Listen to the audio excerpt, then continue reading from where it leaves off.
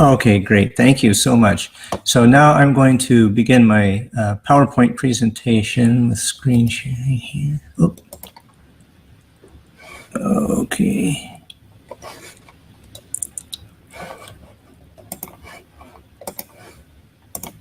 Okay.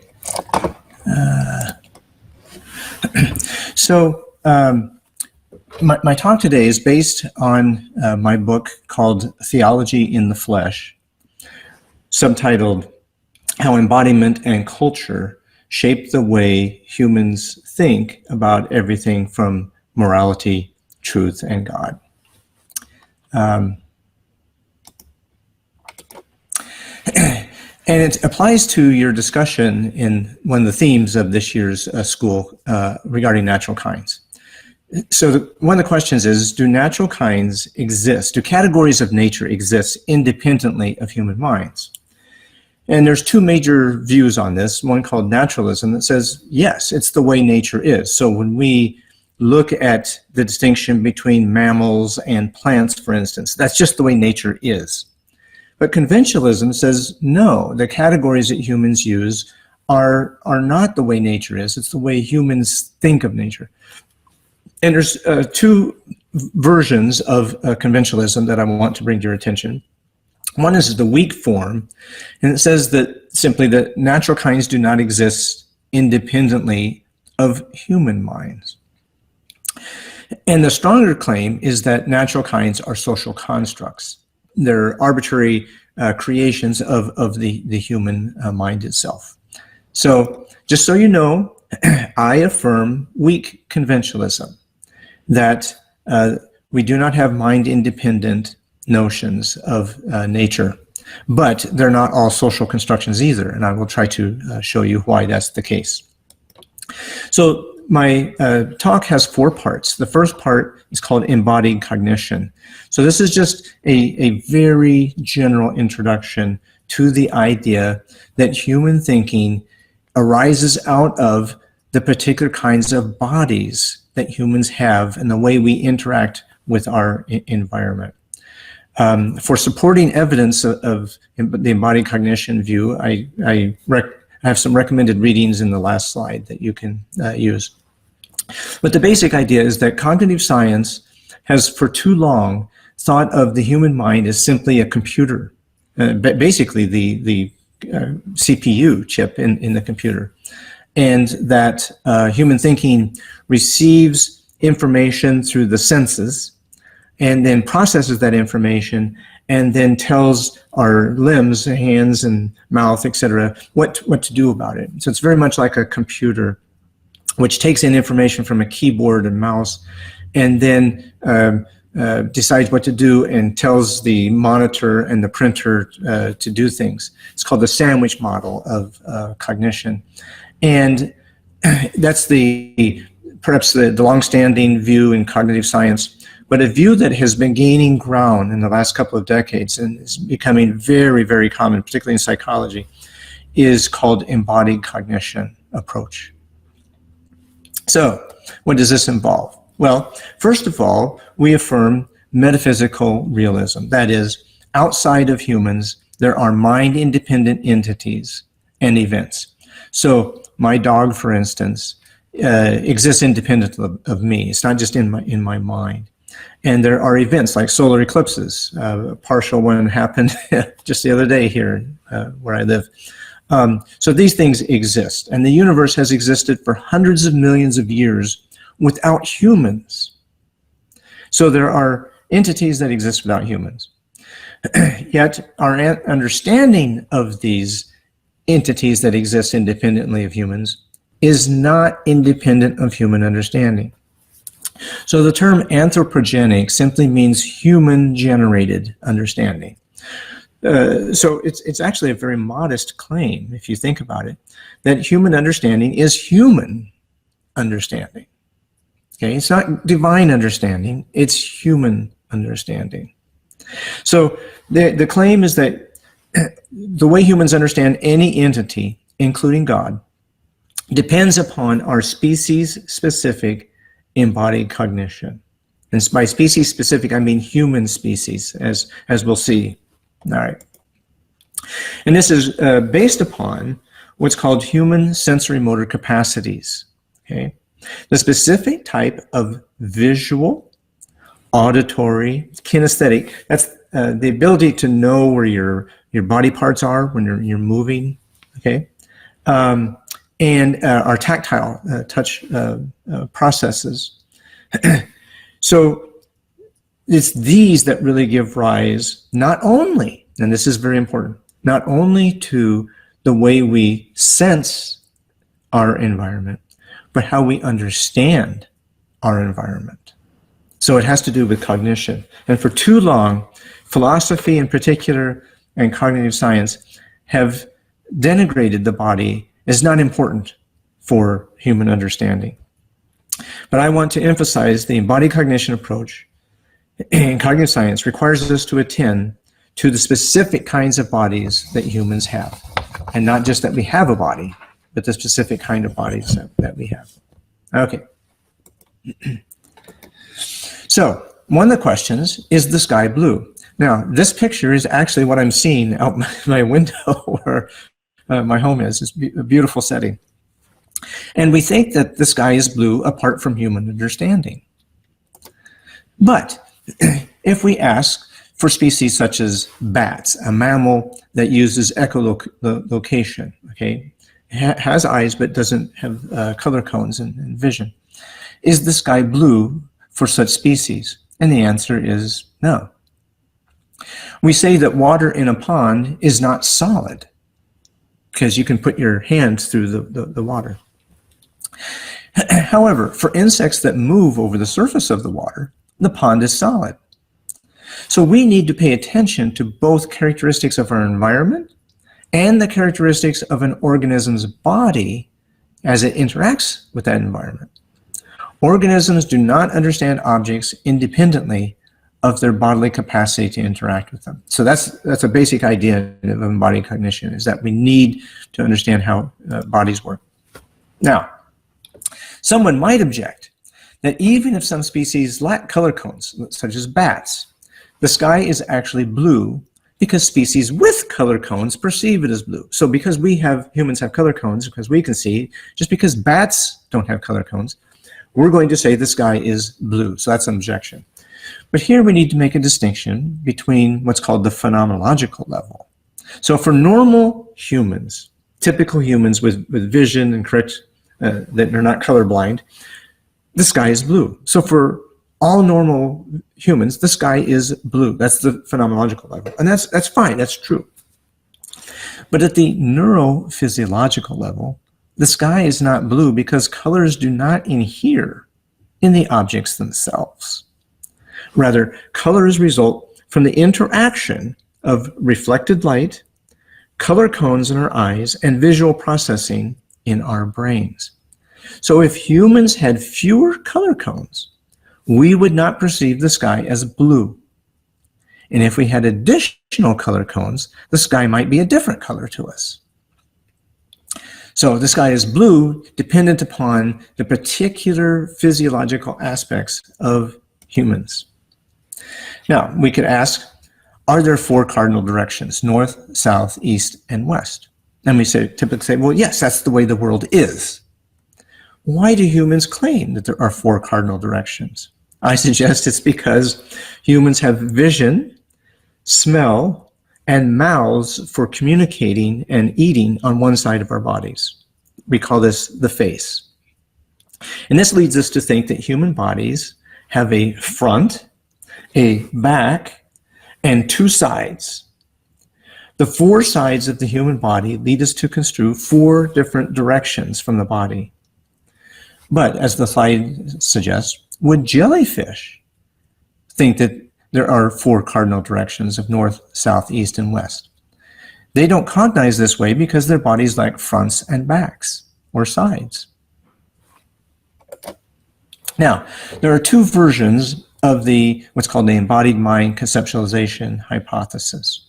There's the strong view, which says that concepts that a particular species acquire are limited to its physiology. For example, jellyfish cannot understand front or back. It's impossible for them to understand front or back, right?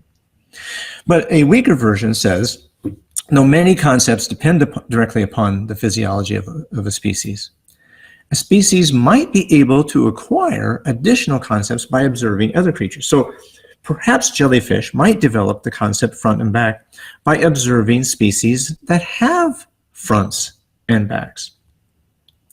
So for my talk, we only need the weak theses. Even though I tend to affirm the stronger version, you don't have to. You can affirm the weaker version. And in either version, it's still jellyfish are going to observe with the capacities they have for observation. So it's still going to be limited to the bodies that they have. Now, embodied cognition rejects the claim that human species, that human senses, what we touch, taste, see, hear, and smell, simply perceive the environment, while the disembodied mind makes sense of the information. That's that computer sandwich model of cognition. It's very old. So Plato, for instance, said, in truth and in fact, no thought of any kind comes from the body. So he denies entirely embodied cognition. He says it is impossible to attain any pure knowledge with the body. While we live, we shall be closest to knowledge if we refrain as much as possible from association with the body and do not join with it more than we must, if we are not infected with its nature, but purify ourselves from it. Now, what Plato is unaware of in this statement is just how much he is using embodiment to communicate here. Here's some examples. So the very word in is the idea of inside something, okay? And it comes from, that is, action of going away from the body. And it's impossible to attain, to grasp, pure, unmixed. So you separate items with, that's association. Again, I could go on with each of these words to show you just how embodied Plato's thinking is, but he rejected it, and it's been very common in philosophy to do this. So part 2, pan-human concepts. Excuse me, by pan-human, I mean that all typical humans have these concepts. So they're across humans. So I don't use the term universal, because in philosophy, universal is typically taken to mean all species, all times, all places. I just want to make the claim for humans. We have some concepts that all humans have. And here, first example, are called image schemas. So these are pre-conceptual. We have these in infancy.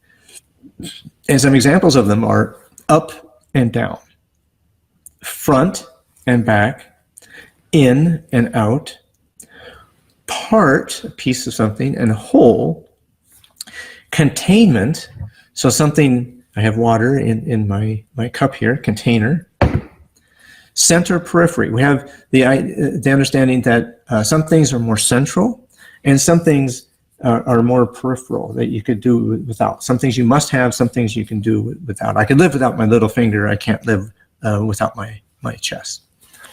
Near and far. Linkage, so things are put together. Blockage, you can't get to something. There's a chair or a wall or a rock in your way. And what's called source, path, goal, that you are at a location, you see something that you want, and so you have a path to get there. And then balance, we know what balance means. So where do these come from? They come from repeated patterns of interaction of our body with our environment. So up and down. We know what it's like to be up and down. We move. In infancy, people pick us up, put us down. We eventually learn to stand up, to crawl around, walk on our own.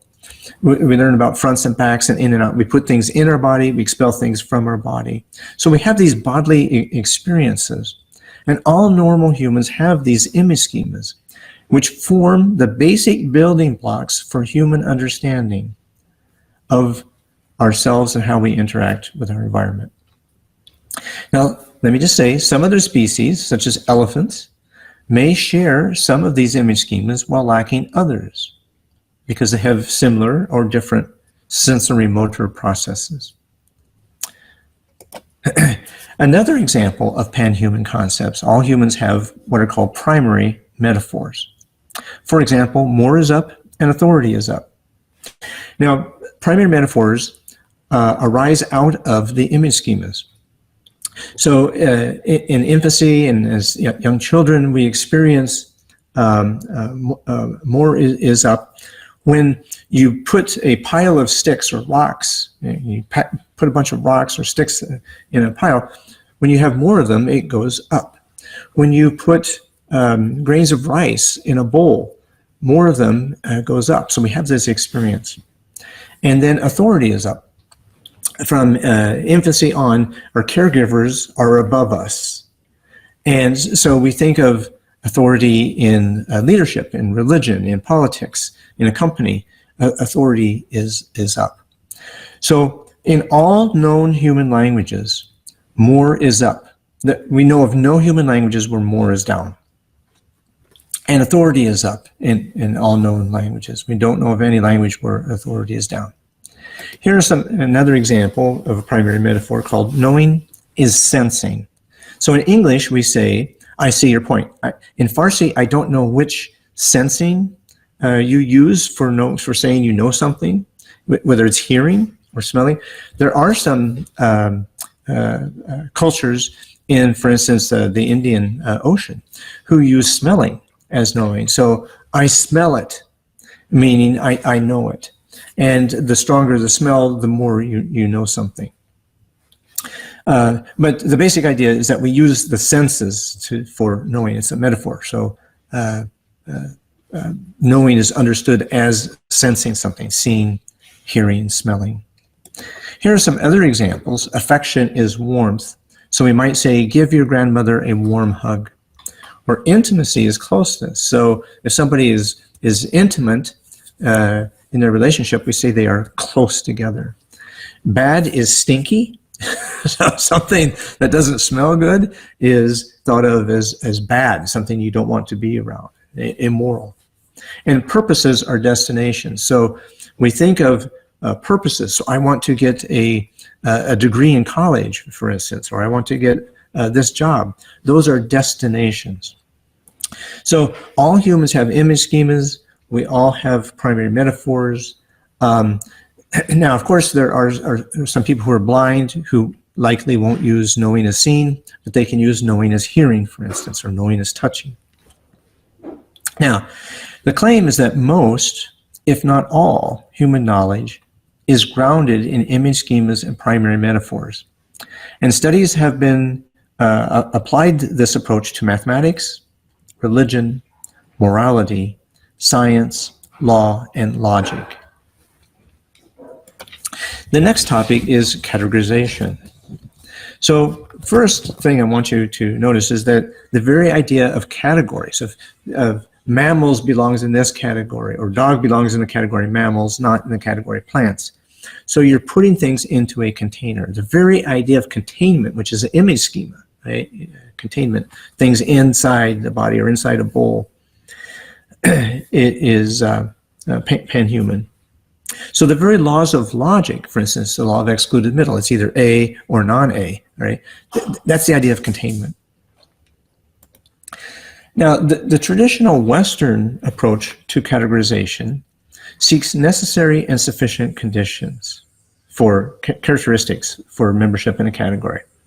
And one implication of this is that no member of a category is any more representative of the category than a non-member. However, psychological research shows that humans tend to categorize by use of prototypes or exemplars. For example, when you look at these two slides, which one do you think would you think of for the category bird? Now, I selected a nightingale since it's the national bird of Iran, and a penguin. So most humans would say, oh, the nightingale, that's a true bird. Penguin, well, I guess it's a bird, but it doesn't fly, you know. So we tend to think of certain prototypes as key to category membership. Here's another example. Which of these do you think is a fish? You're likely to choose the example on the left, which is a trout, and not choose an eel, even though we categorize scientifically both as fish. So we just don't believe that all members of a category are representative. And this is important for when we get to what's called the basic level.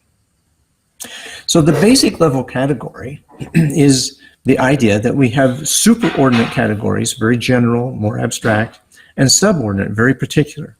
So let me give you some examples of these. So at the superordinate level, we have a category called mammal. And then at the basic level, we have dog. And then at the subordinate level, we have a Persian Sarabi. Right? Or you can go to furniture. The category furniture is very general. Then you have chairs, particular. And then you have particular kinds of chairs, recliners. And then the category tools, you have hammers. And then you have a particular type of hammer, claw hammer. So what's important here is the basic level. And let me give you some reasons for that. The empirical research, this is principally psychological studies, show that the basic level category is the most important because this is where much of human knowledge is organized. So in languages, the first words for basic level objects tends to be short. Okay, so cat, fish, dog, trees, right? They're short words. They're the first words human children learn, and they're very short. And then secondly, they're the first category level understood by humans. So this is in infancy, and in toddlership. These are the categories that we learn. The level of categorization we learn first is called the basic level. We learn dogs, cats, chairs, hammers. And the subjects, even adults, when they're asked to identify categories, identify basic level members faster than other levels. So people identify trees, fish, faster than they do mammals and plants. It's the highest, no, very, very important. It's the highest level at which humans can form a mental image that is an average shape of members of the category. You cannot form a mental image of mammal. Okay, think of that for a minute, just mammal. Try to think of mammal. You can't think of mammal because mammals are so different from bats to whales. You can't think of a mental image for mammal, but you can for dog. You can draw a basic outline of a dog, a cartoon, for instance, and people go, oh, that's a dog. You can draw even, I'm a terrible, I have no artistic ability. I could draw a tree and you go, oh, that's a tree. A stick figure of a tree. You can get a mental image and draw these for the basic level. You cannot for the superordinate level. And it's the highest level at which humans use similar motor actions for interacting with that category. So we have similar motor actions for interacting with dogs. We can pet them, we can put them on a leash, we can feed them, brush them, etc. You have similar motor skills for dealing with a hammer. You grasp it, you raise it and lower it to strike objects with it. So we have similar range of motor skills and interaction with the basic level, but there is no similar way to interact with all mammals. There is no typical way of interacting with all mammals. So you don't interact with a whale the same way you interact with a cat. It just doesn't happen. And the same way for tools. The way you deal with a hammer is very different from the way you deal with a screwdriver. So you just handle them differently. They have different shapes and body movements. So the basic level is the most important. Now, part 3, let's apply this a little bit to religion. So in my book, Theology in the Flesh, I argue that we use these mental tools, and there are other mental tools, these are just a couple of examples of them, to understand entities such as dogs and protons as well as God. We use these mental tools to understand religion because there are no mental tools distinctive for religion, and there is no God module in the human brain. We understand God via our embodied thinking. You can easily identify image schemas and primary metaphors in sacred texts such as the Quran and the Bible. And by means of these mental tools, we understand God and how humans relate to God. The key claim here is that human understanding of God is anthropogenic, it's human-generated, based on embodied cognition. So, some examples. God is up. God is above creatures and never below creatures. For instance, in every religion, God is conceptualized as up, never below. Our anthropogenic understanding of God cannot be avoided by the claim that a sacred text is a revelation from God. Because if God communicates to humans, then God has to use the mental tools that humans can understand. So it's not surprising that both the Bible and the Quran speak of God as up, given the way humans construe authority and goodness. So in human thought, authority is up, God is up, and good is up. So good morality, good things are always up. And it's just inappropriate for us to think of God as coming beneath us. Our prayers are said to rise up to God. And Muhammad is said to have ascended in the night journey to heaven and God. And the architecture of churches, mosques, and temples, so you have larger mosques, for instance. For instance, the Grand Mosque of Isfahan, hopefully I pronounced that correctly, and the cathedral at Chartres, France. Notice the elevation. So when you, from the outside and the inside, the idea is that awe-inspiring up. So the divine realm is up. The architecture of both Chartres Cathedral and the Buddhist temple at Borobudur in Indonesia use the conceptual metaphors good is up, holiness is up, and deliverance is up, and authority is up. The shape of the Borobudur temple, in fact, is a lotus flower. The conceptual metaphor infused in both the architecture and the practice. So the pilgrim makes their way around. There's levels and pathways. And so you make your way around the temple from the earth below until you reach the sky above. And just as a lotus flower grows out of the muck at the bottom of a pond into a beautiful flower at the top, on top of the water, so too the pilgrim begins from the soil, ascends upwards to the open sky of nirvana at the top of the temple. A second example of use of these mental tools in religion is that of a journey. So religious life as a journey is very common. It's pervasive in Buddhism, lesser in Hinduism, but very strongly in Judaism, Christianity, and Islam. So it involves an embodied being at a location, a destination, a goal that you have, and movement along a path to reach the destination. So again, infants and toddlers have repeated patterns of embodied experience that produce image schemas such as source, path, goal. In both the Bible and the Quran speak of the religious life as a journey on a path. In fact, both use the language of a straight path. So biblical writers construe the Torah via the journey metaphor with three different roles. The Torah in Judaism is understood as the path to walk, the light to see the path, and the guide on the path, directing us. The guide tells you, how to go about the path.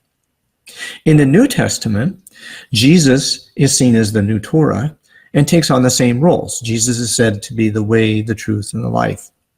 So Jesus is the path, the guide to the path, the truth, and the destination, the life. In Islam, The Sunnah and the Quran are guides. And I don't know enough about the Quran and the Sunnah here, but I'm pretty sure that the metaphor of the light on the path is going to be there as well as the guide. Now, part 4, the final part of my talk, is applying this to natural kinds. So let us return to the debate. Do humans simply discover kinds in nature, or do humans arbitrarily decide how to categorize nature? Well, I want to say that humans have no mind-independent access to nature.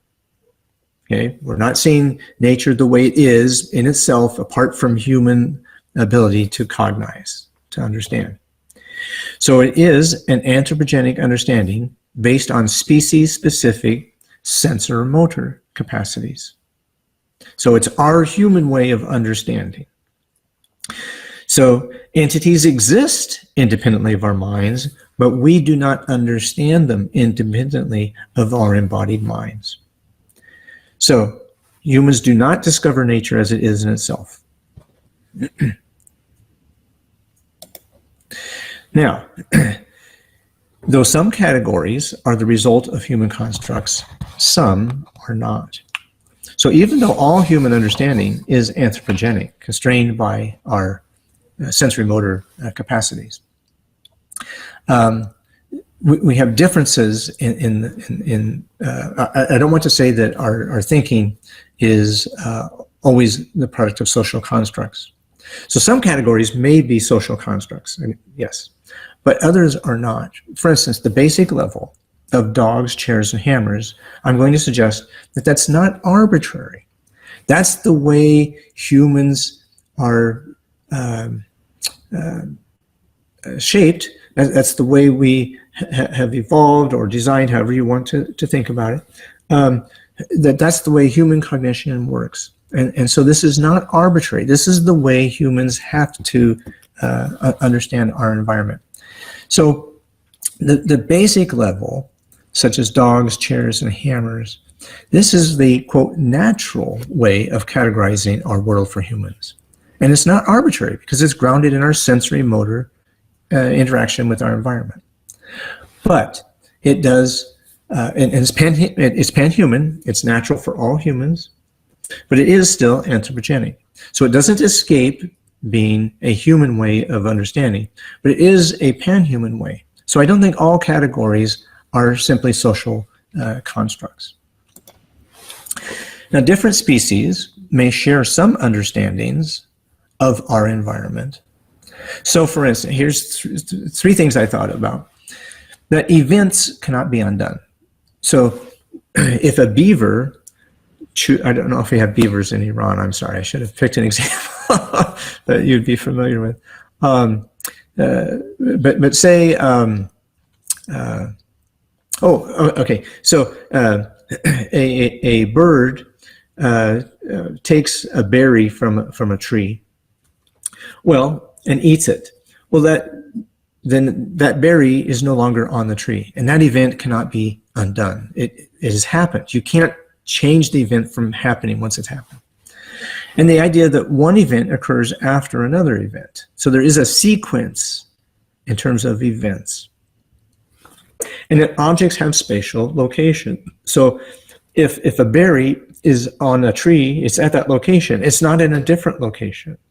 And so it has spatial location and cannot be somewhere else at the same time. So it's possible that different species, maybe these are pan-species understandings. I'm not sure. I'm speculating here, but these might certainly be shared by elephants, for instance, and dogs, and humans, for example. Now, astronomy classifies galaxies as either elliptical, lenticular, that is shaped like a lentil bean, or spiral. Okay, so we say they're one of these three categories. These are the three kinds of galaxies that exist. Okay, and so some people say that's just the way galaxies are.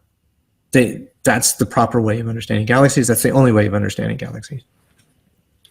But I want to suggest that species may affirm different kinds in nature and may affirm different categories. So for instance, what about species that use infrared? Would they classify galaxies as elliptical, lenticular, or spiral? Or is it only because humans have vision, and a particular kind of vision, that we classify them this way? Think, for example, consider a species that lacks vision but can hear many frequencies that humans cannot. Would they classify galaxies the way humans do? Now again, they're using auditory, they're using their hearing, so would they classify galaxies according to some construct with hearing rather than vision? So I don't think that natural kinds are not likely universal across species. I think that there may be differences. So the kind of galaxy is going to depend on the species. All right. Now again, returning to anthropogenic understanding, there may be some kinds of natural kinds for humans, since the basic level is not arbitrary, rises out of our embodied experience with nature. So I think here, now again, so this is going to be pan-human for humans. Here, I need to back up here. Okay, so anthropogenic human understanding is pan-human for humans. The basic level is pan-human, but it's not a universal description of the way nature is, because other species do not have identical sensory motor interactions with nature. So I think the best we can say, and most we can claim, is that the way nature is according to human embodied cognition. So the way we categorize nature is according to our human understanding. Now, does this mean there are no facts? Well, I would say there are going to be facts. There are going to be regarding states of affairs for human understanding. So we can say the sky is blue, the grass is green, that the computer is at this point, etc., on the table, etc. So we can make claims of facts, but of course these are going to be human facts and may not be shared by other species. Okay, they may be shared by some species, but not all species. So again, I'm asking for more humility in our claims to knowledge. This doesn't change, I don't think, changes anything in the way science operates, but it does say that the way science operates, whether we're thinking about electrons or we're thinking about genes or solar eclipses, it's still human understanding that may be shared, again, by some other species. But I believe there are going to be facts. I'm not ruling out facts, but they're human facts. Now, some claim that there's a way around this. For instance, if God communicates to us, then God would describe the world the way it actually is. Now, there's a verse in the Bible that says, the sun stood still and the moon did not move. And for many centuries, people took this to mean that the earth does not move. It doesn't rotate on its axis, and it does not revolve around the earth. The sun and the moon move, the earth does not. Okay, and why? Well, because it's in the Bible. And they said, so God knows the way the solar system works, and God wouldn't lie to us, God wouldn't deceive us, so God told us exactly how the solar system operates. Now this leads to the question, were Copernicus and Galileo wrong? Well, many Protestant and Catholic thinkers in Christianity use this verse of the Bible to claim that Copernicus and Galileo were indeed wrong. God knows the correct way to describe the solar system. Now the problem, of course, we know that Copernicus and Galileo were correct. The earth does rotate on its axis and does revolve around the sun. And the problem here was that the people failed to understand that if God communicates to us some aspect of the natural world, God's communication will have to be in ways humans can understand. God will have to make use of human image schemas, metaphors, temporal orientations, and spatial locations. So, for instance, let me give you an example. If God were to tell us the location of a computer in a classroom, God would have to decide between those languages that use cardinal directions, the north, south, east, and west, and those that use an egocentric orientation, left and right. So in languages that use cardinal directions, they would say the computer is to the southeast of the desk. And left and right orientation might say the computer is to the left of the desk. But God would have to decide.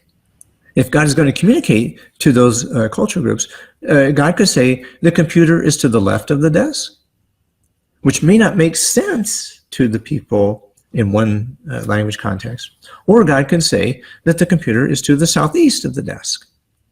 Okay, which again, we can understand both of those. Humans can understand both of those, but there's one that's more natural depending on your language context. But the point is, if God's going to communicate to humans, then God has to use image schemas, primary metaphors, the basic level, the mental tools that humans can understand. God may have other kinds of mental tools that we can't possibly imagine. But it wouldn't do God any good to communicate via those because we cannot understand them. So, is the sky blue for God? Is the sky blue in itself? Is it true apart from human perspective? So if God said the sky is blue, would that tell us that the sky is blue in itself, independent for humans? No. Is the sky blue for God? No. Blue is an interaction opportunities to observe specific kinds of light waves. If God is not embodied and God has no color codes, then what does it mean to say that the sky is blue for God? I claim that it is meaningless. It's pointless to claim that the sky is blue for God. And so even if God communicates to us via a sacred text or a prophetic tradition or some other way, it's still going to make use of embodied human cognition or anthropogenic cognition. So that's my talk. Thank you. And I look forward to entertaining your questions now.